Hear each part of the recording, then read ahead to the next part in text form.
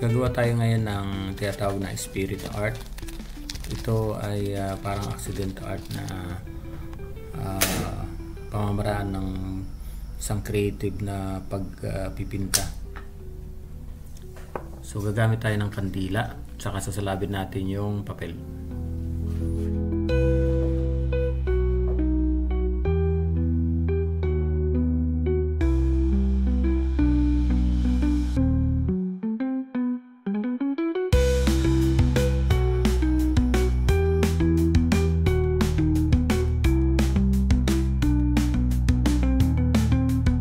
Gagalaw-galawin natin yung papel para yung pinakausok niya pupunta dun sa papel at magkakaroon ng mga iba-iba't klase ng imahe. So hahanapin natin mamaya yung mga imahe na pwedeng mabuo sa paggawa na ito. Ito ay isang matandang kultura o tradisyon ng mga matatanda noon kung paano sila magpagaling ng mga may sakit.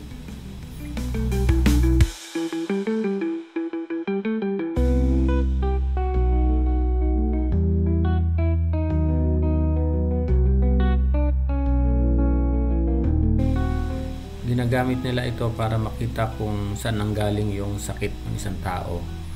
Maaaring sabi nila na kulam, na baram, at kung ano-ano pa.